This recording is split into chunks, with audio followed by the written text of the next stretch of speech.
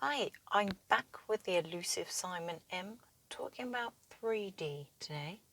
And Simon, for me, 3D is a little bit confusing because I tend to associate it with movie glasses and shapes. And I was wondering, what can you tell us about 3D? Okay, right. Do you remember the old De La Soul song? Three is the magic number. Yeah, great Yeah, song. okay, that's the first thing to think of when you think of 3D. Okay. Okay, 3D is really where the magic of life starts.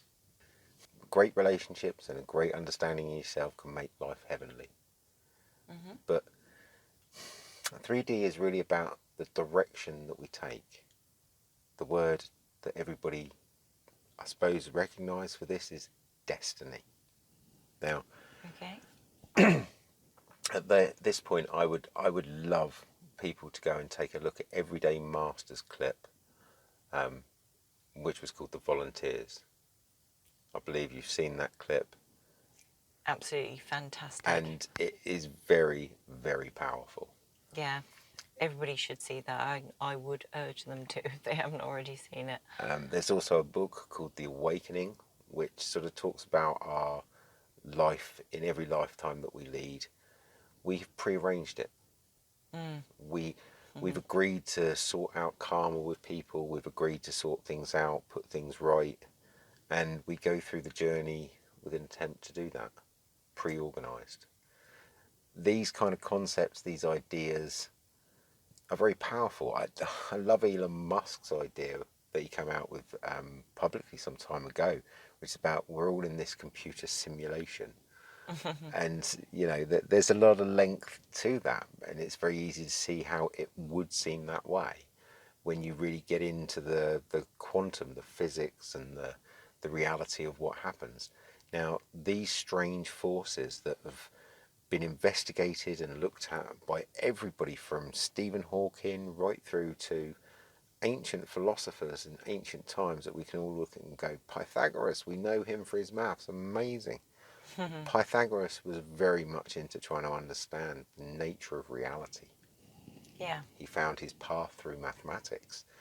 But it wasn't really the maths he was interested in as much as trying to figure out why everything is so amazingly clever and how the stars seem to relate to everybody and their day to day lives, Hmm. how runic stones could be used by any culture from any place, any time, anywhere, and they seem to give people an insight and understanding of future events, past events. You're familiar with tarot, I'm sure. Yeah. And all of these different tools of 3D to help us navigate our destiny is really what the 3D realm is about. Okay. Finding the magic, this extra layer of existence that is the guiding force itself. So you mentioned that we've all agreed to what we were going to do when we incarnate. Um, can people, all of these tools that you're talking about, are these good tools for people to use to find out what that agreement was? I would say, without doubt, yes. If the tools are used well, karmically correctly, and you're looking for the right answers. It's all about how the mind focuses with the tools. So, Okay. if, for example, if I sit there with tarot cards trying to look into what's going to happen in my mate's life, for example, I'm going to get some really spurious answers. I'm going to get some really bad feelings to it because karmically I shouldn't be looking into their life without their permission. Yeah. So, I'm likely to go off path using it the wrong way because I'm going to get spurious answers that aren't correct. However, if I'm using it in line with my own destiny, for example, many times I've kind of sat there and thought, I really get a feeling that I should be going here or doing this or doing the other. And I would sit there and flick a coin. Mm. And I'll trust the coins. And every single time, the coins have stood me well when I'm asking the right questions. Okay. And amazingly, we're talking about 3D. What do we do in life when we flick a coin and we're not happy with the answer? Flick it again. Why? Because we're trying to play the rule of three. Yeah, Our mind works on a solidity of three as a defining answer of direction. it does. You're right. And I always try and tell my students that, you know, if life mentions a place, for example, one of my recent students, I said to him, you know, I get the feeling you're going to get sent somewhere. And he's like, no, no, no, that's not going to happen. A few days later, he comes back to me, he says, my football team got completely squashed by Swansea. The DVLA Oh, have told me that I need to go to Swansea to sort out something to do with my licence. And within 3 or 4 days of talking to him, Swansea, a place he'd never wanted to go, was continually thrown in his face. And at the third time it happened, he was on the phone to me saying, okay, like what you were saying has happened. Okay, brilliant. Well, let's go to Swansea then. So we jumped in the car, we took a trip to Swansea, and, you know, we managed to figure out some very important parts of his life's journey and why things had happened to him so strangely. Things that he couldn't understand until we looked into why he was being sent back to Swansea. yeah. And I wonder how many other people miss those three signs that have probably been, clear as day to them. That's right. Almost every person I talk to, if I say to them, look, where have you been sort of really wanting to go? And it keeps sort of, you know, popping up in front of you. You think, oh, I really want to go there. Mm. And everybody's got somewhere. Yeah, they do.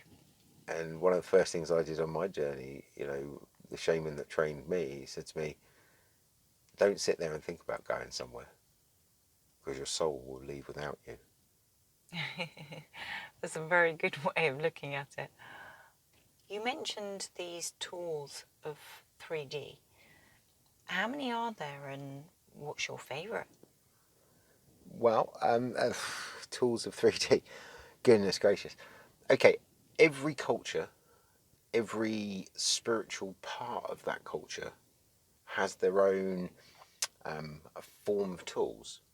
Okay. So the ancient Norse were famous for their rune stones, Yeah. something the Druids allegedly used too.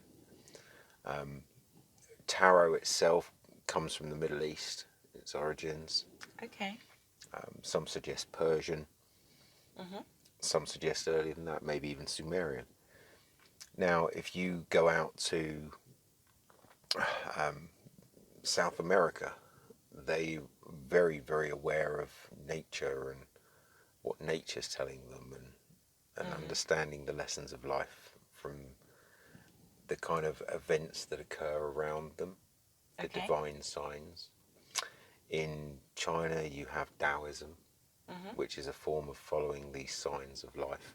And for me, I personally have tried to take a handful of my favourite tools.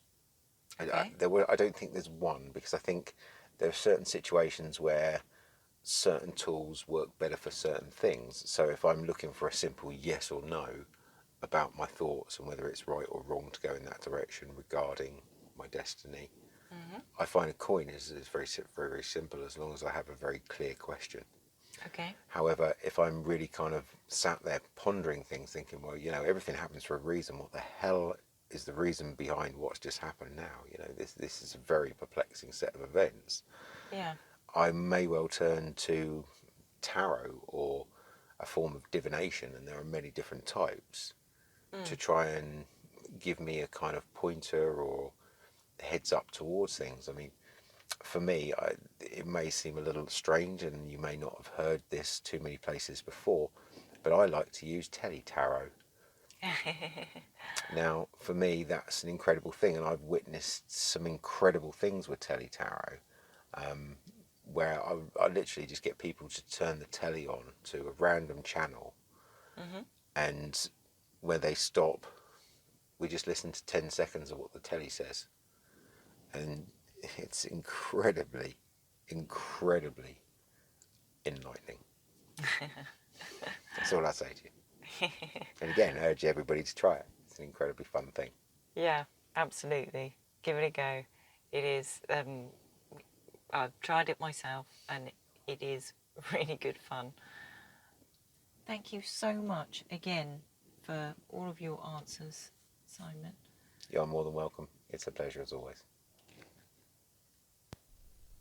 If you enjoyed this video, please don't forget to like and subscribe. Thank you.